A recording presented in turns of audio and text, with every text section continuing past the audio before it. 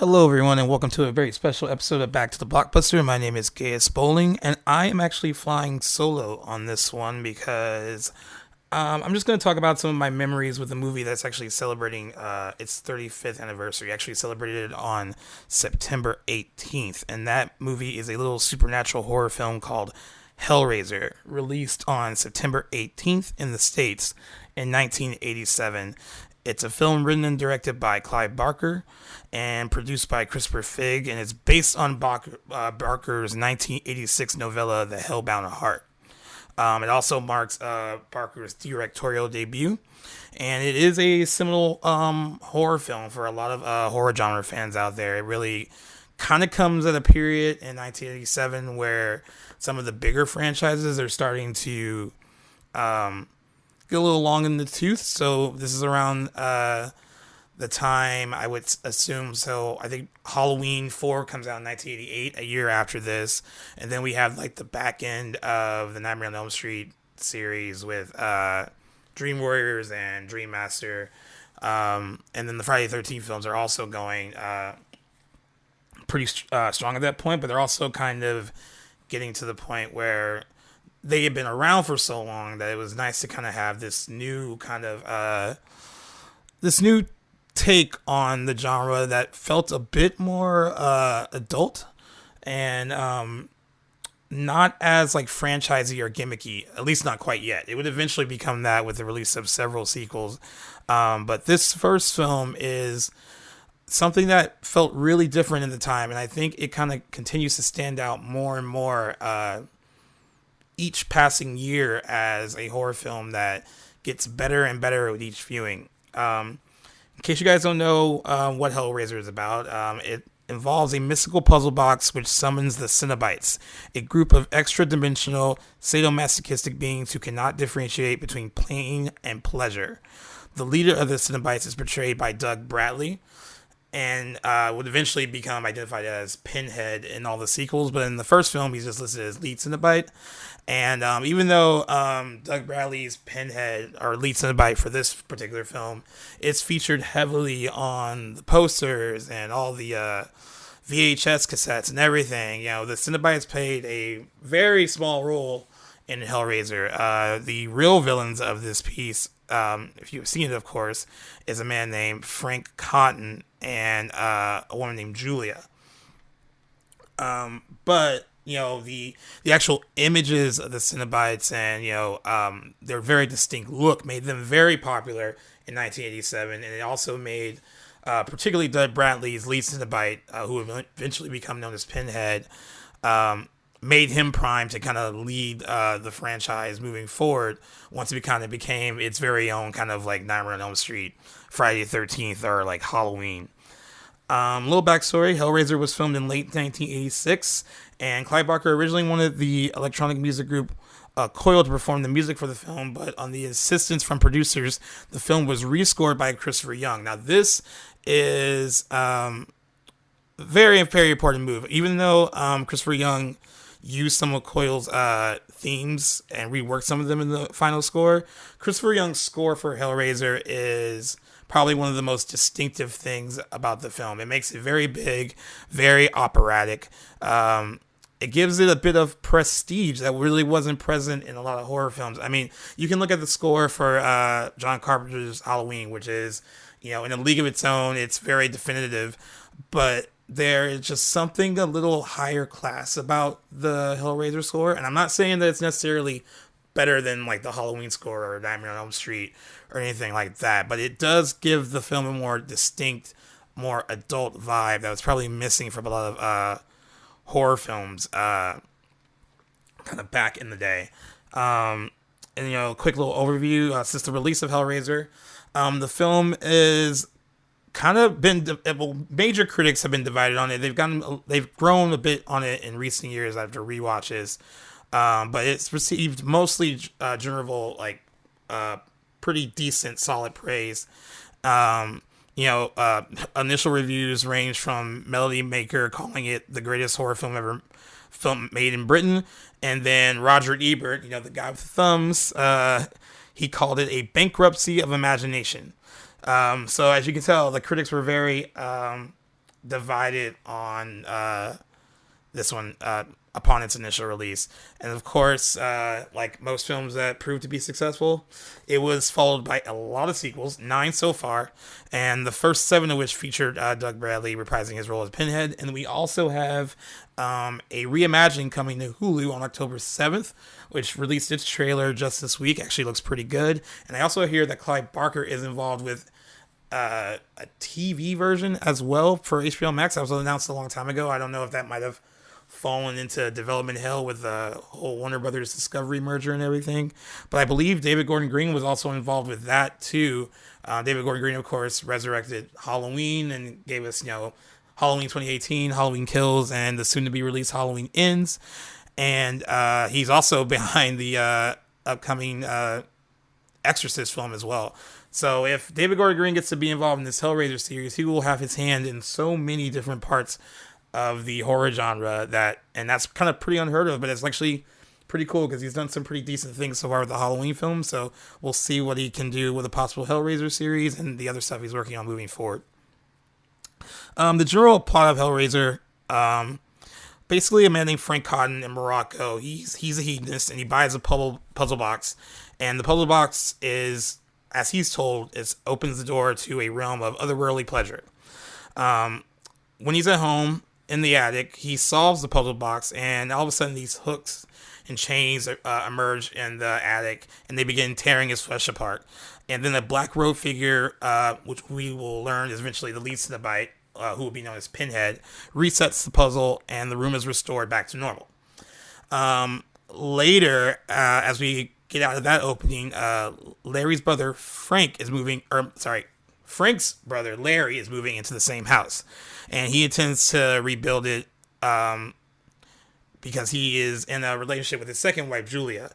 Now, Julia, who is played by Claire Higgins, I actually want to also give Larry Cotton. Andrew Robinson plays Larry Cotton.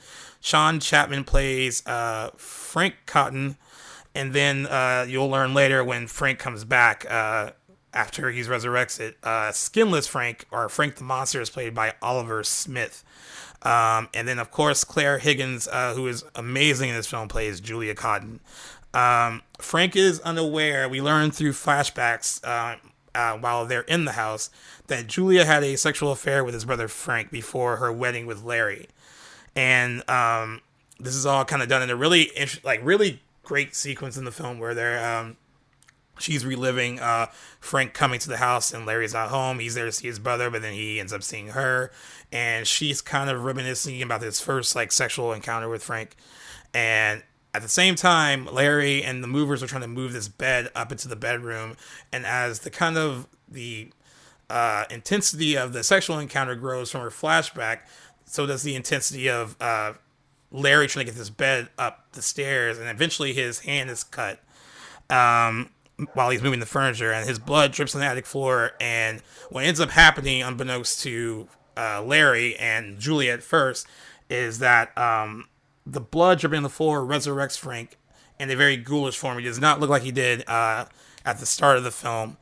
And eventually Julia finds Frank, and despite what he looks like and what he needs from her, she still finds herself a bit obsessed with him, obsessed with this desire to be with him, because it's clear that, despite the fact that you kind of get the impression that maybe at one point she loved Larry, but that has kind of faded away because either Larry's too boring, or she got this excitement with Frank that she couldn't get with Larry.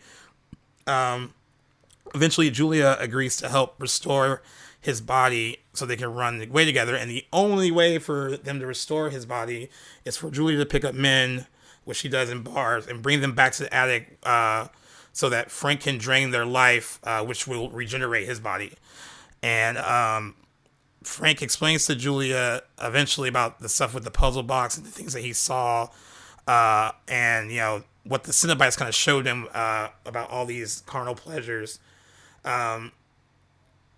He said that he desired pleasure, but when he saw the puzzle box, the Cenobites subject him to extreme sadomasochism, because it's clear that Frank also dabbles in paying for pleasure, and then they gave him that with the utmost intensity, and that's what he kind of was going through while he was in this kind of dimension with them.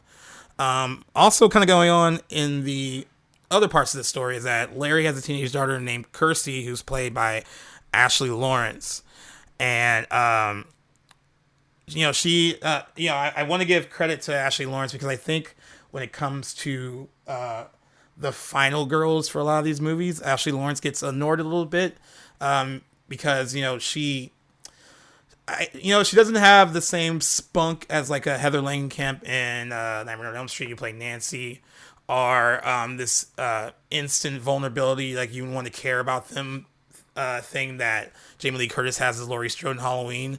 But there is something about her that is also very likable, though. And, she has to do a lot to kind of gain our sympathy a little early on because, she's introduced to the few scenes early in the film. And, and she's already kind of uneasy around Julia. You can tell that they have a very contentious relationship.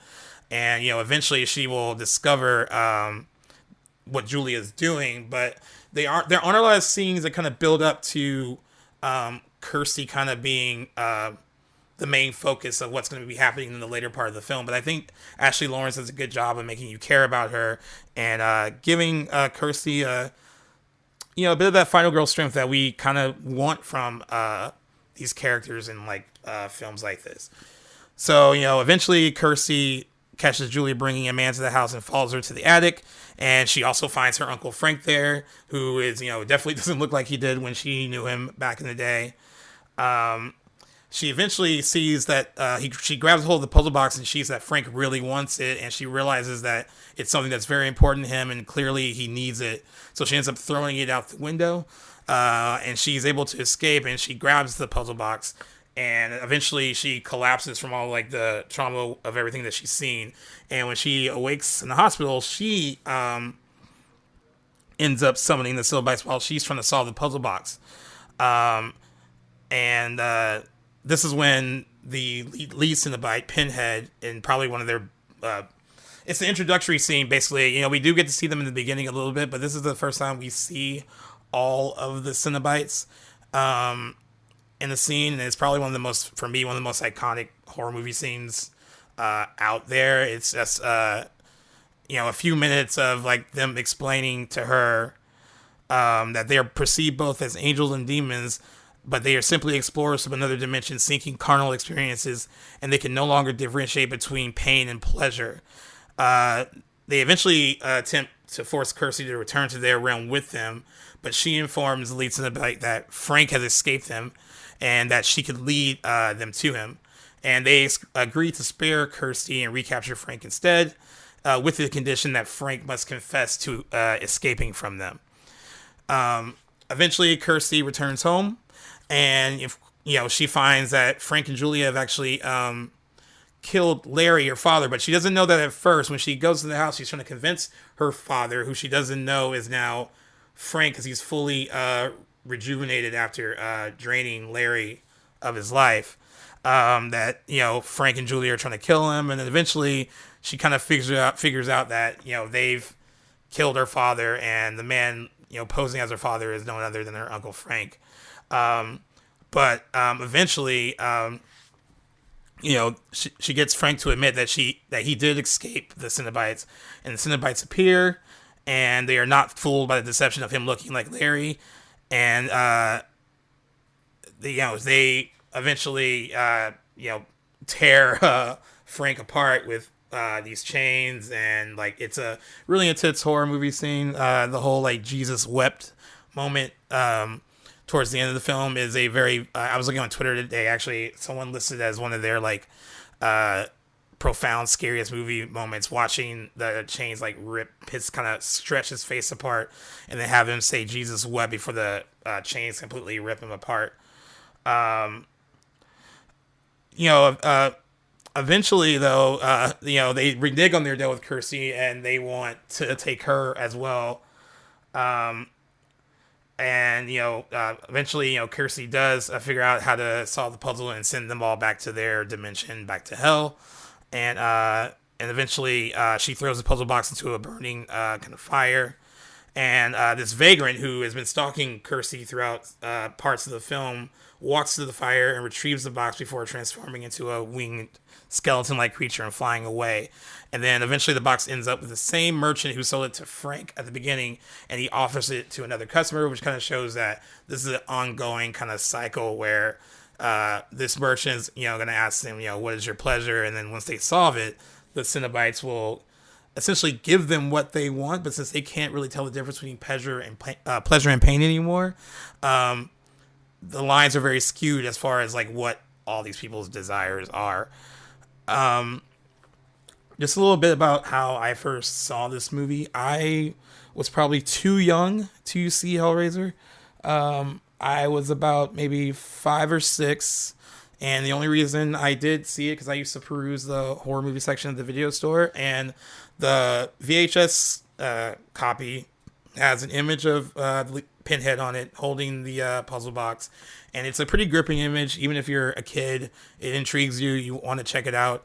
I would say that though, even though I watched horror movies pretty young when I was a kid, this one was probably one I shouldn't have seen that early. It is, I mean, I guess by today's standards, it's not that gory, it's not that graphic, but 1987, and then of course seeing, I know I didn't see it in 87, it was like a couple of years after that, but as a kid, seeing some of the stuff in this movie is pretty intense. It's pretty graphic for a child to see. I know I might have snuck around trying to watch this, because I remember being at the video store, not with parents, but with like friends. Parents were watching us, but I was like spending the night at a friend's house, and they were a little bit more open about like letting them rent whatever they wanted to rent, and that's how I saw it for the first time, and definitely didn't understand a lot of the nuances in the plot, in the story. As I get older, though, the more I watch it, I mentioned this before, but Hellraiser has this kind of adult spin on it that a lot of these films didn't have back then. The whole notion of what we desire and pain versus pleasure, and all these things that like a lot of people try to hide away and not discuss because they're either ashamed about it or whatever. The movie is this kind of vessel, like the puzzle box is a way for all these people to really unleash these kind of carnal thoughts that they're having, but since the Cenobites can't tell the difference anymore between what pleasure and pain is, it evokes this kind of more intense reaction, which is, I think that it's easy to kind of view Hellraiser as this kind of gory, like horror movie experience. But what I have liked about it so much, with each viewing, especially in recent years, is that it's a very smart horror film. It's very much, even though it deals with this otherworldly dimension and these beings from this dimension, it is grounded in a bit of reality. Like the story with, the fact that we have the Cenobites in here, and I know like through all the promotional materials, it seems like they're the villains, but Frank and Julie are the real villains in this film, and they're grounded in a bit of reality. Even when Frank kind of comes back from that other realm and is skinless and not himself, their motivations are grounded in reality, where you have a woman who's cheating on her husband with his brother, and that is, in its own in its own twisted way, very messed up.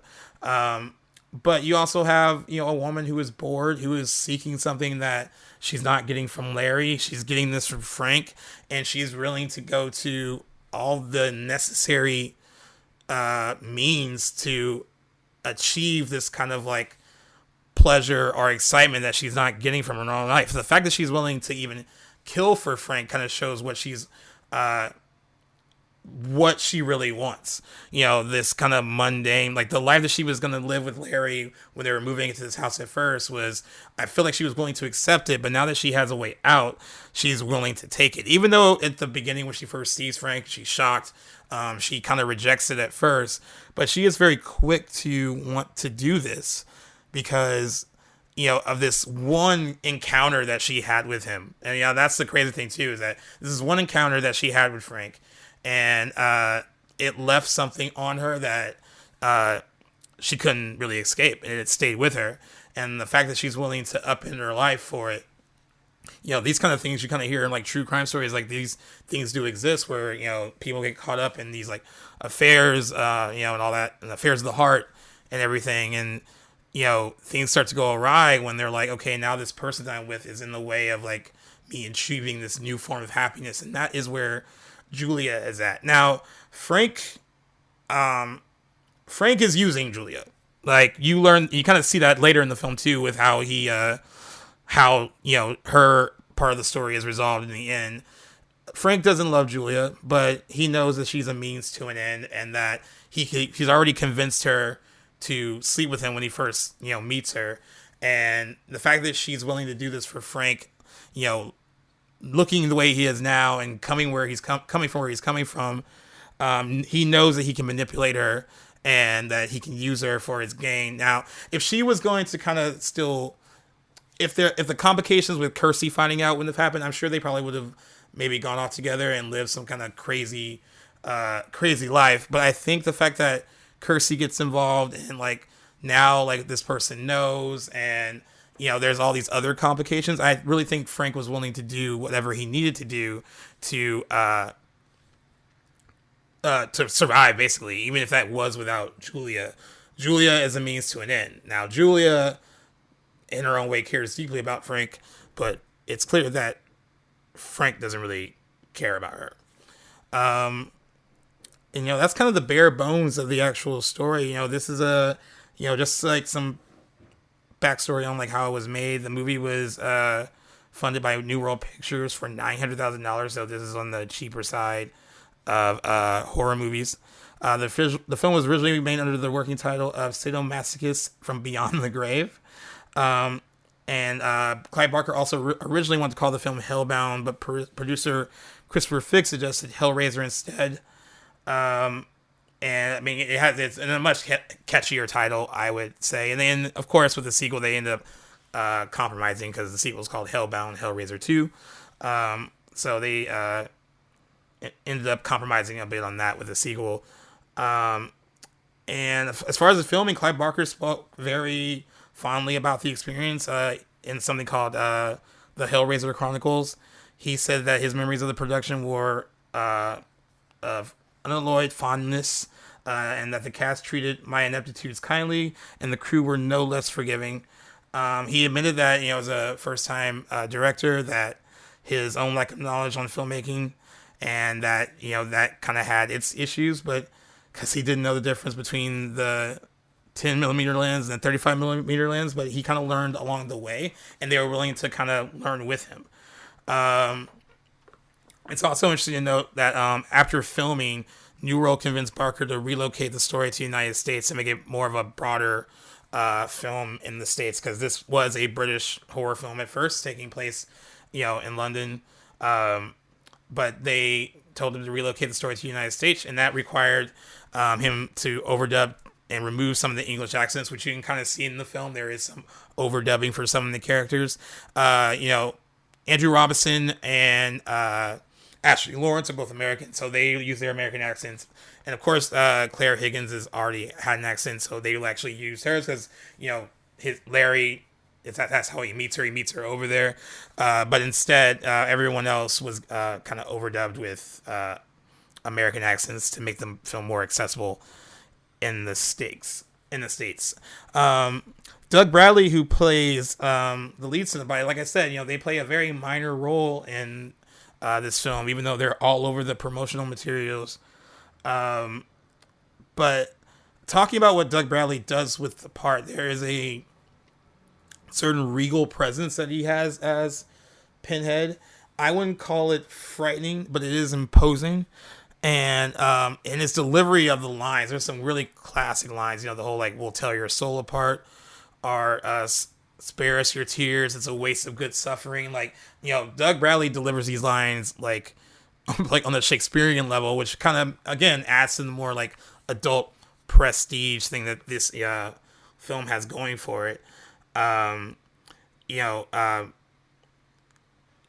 would say that, given the minimal amount of screen time that he has and the other Cenobites have, which I will also kind of shout them out too. Nicholas Vince plays the chattering Cenobite, which probably is the most frightening looking one of of the bunch. Simon Bamford plays the Butterball Cenobite, who's the heavier one a bit. And Grace Kirby is listed just as the female Cenobite. Together, they look like a motley crew of horror movie perfection. They're the makeup effects on these guys is very, very, very cool. I it's probably one of the better horror movie creations to come about, and it's so distinct that even people who don't really know Hellraiser, they still know Pinhead, and that is a testament of what Clive Barker and his team created, along with the amazing performances of the people who were playing the Cenobites, particularly Doug Bradley, who of course has become a horror movie icon because of this part. The movie was heavily, we talked about the gore and everything. The movie was heavily censored. Clive Barker had to make some cuts on the film after the MPAA gave it an X rating. And some of the scenes that were cut, 2.5 shots were removed from the first hammer murder, including a close-up of the hammer lodged in the victim's head. This is when Julia is attacking the men to give to Frank so he can drain their life force. Another one, in the scene where Julia murders another man, the actor playing the victim felt that it made sense for him to do so naked. The nude murder scene was shot, but ultimately replaced with a semi-clothed version. Other scenes that were cut down, close-ups of Kirsty sticking her hand into Frank's stomach, exposing his guts. This is when Frank tries to attack her after she discovers him in her father's house.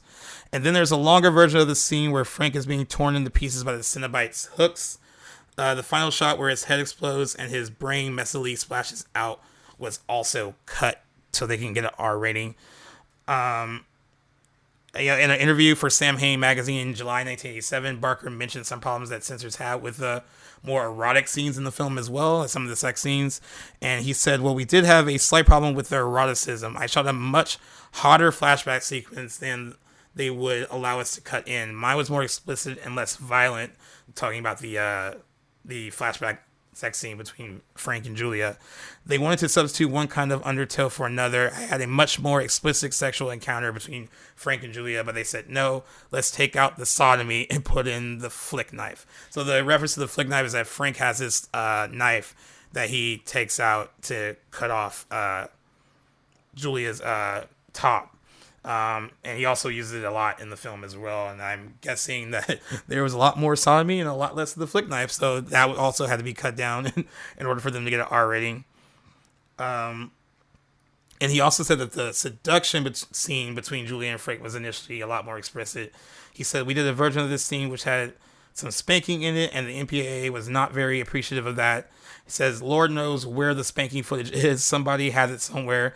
The MPAA told me I was allowed 2 consecutive buttock thrusts from Frank, but 3 is deemed obscene and would get an X rating. That is how crazy the MPAA is with some of this stuff. So Hellraiser was released to the public first at the Prince Charles Cinema on September 10th, 1987. And then it was released in the United States on September 18th. It ultimately grossed $14.5 million in the United States and Canada. And while that seems like it might be low, keep in mind that this movie was only made for $900,000. So this is actually a hit by, in relation to budget to final gross. Hellraiser was also initially banned in Ontario by the Ontario Film and Video Review Board. By a 3-2 majority vote, the film was deemed not approved in its entirety as it goes against community standards. It was banned because of its brutal graphic violence with bloodletting throughout, horror, degradation, and torture. In August 1987, Hellraiser was passed by the Ontario Film Review Board, but only after several cuts were made to the film. New World Mutual Pictures of Canada cut about 40 seconds to get the film passed with an R rating.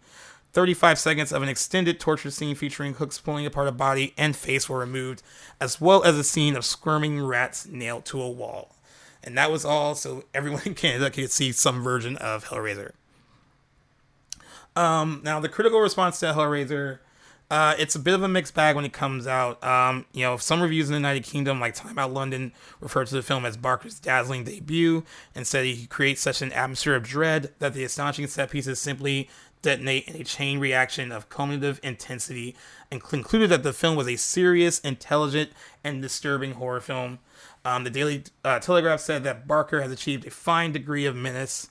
And like I said, Melody Maker at the beginning of this described it as the best horror film ever to be made in Britain.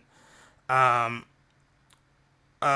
Newman in the Monthly Film Bulletin said that the film has a seriousness and striking aspect that was similar to the tone of A Nightmare on Elm Street or even the first Evil Dead film. But did say that the film suffers from a few minor compromises, notably a decision made fairly late in shooting to change the specifically English setting for an ambiguous and unbelievable mid-Atlantic one, and that is the change that they wanted to make to have the film take place in the States instead of Britain. Newman also noted that the Cenobites were well used as suggestive figures, but their monster companion is a more blundering, obvious concession to the gross-out taste of the teenage drive-in audience. Now, that monster they're referring to is another monster that's featured in the film that Kirsty first sees when she opens the box in the hospital. As from a visual standpoint, it's not like the best creation, especially compared to the Cenobites.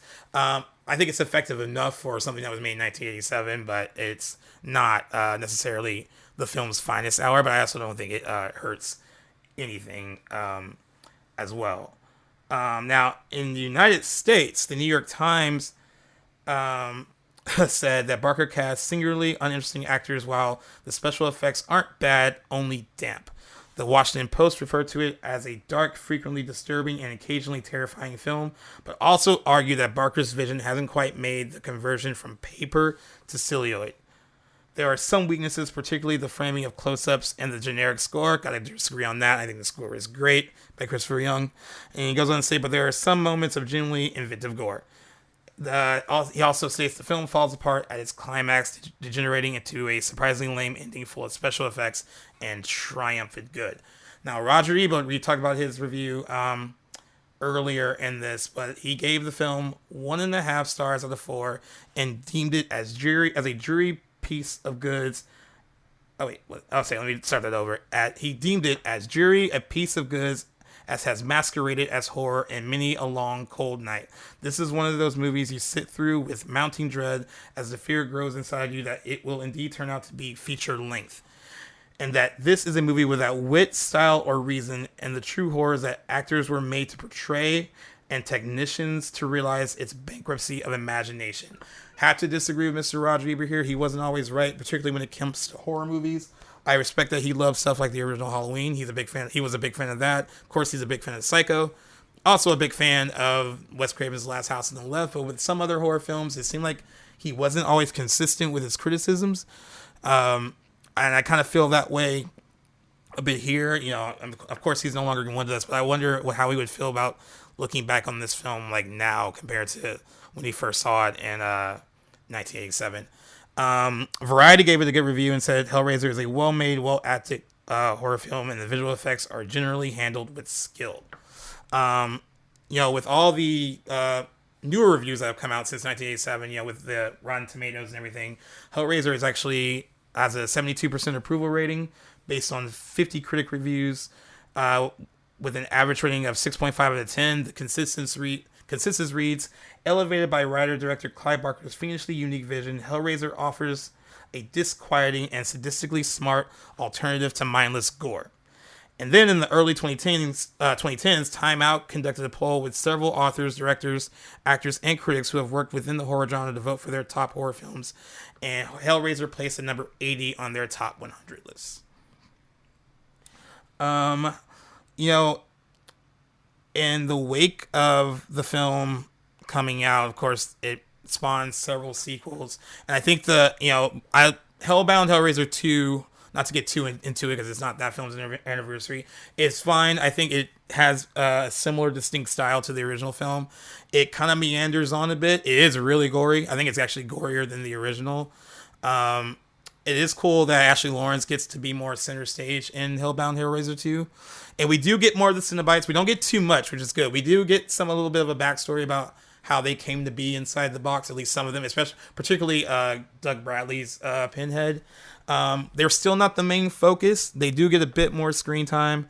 One could argue that the sequel humanizes him a bit, and some people might think that's a detriment.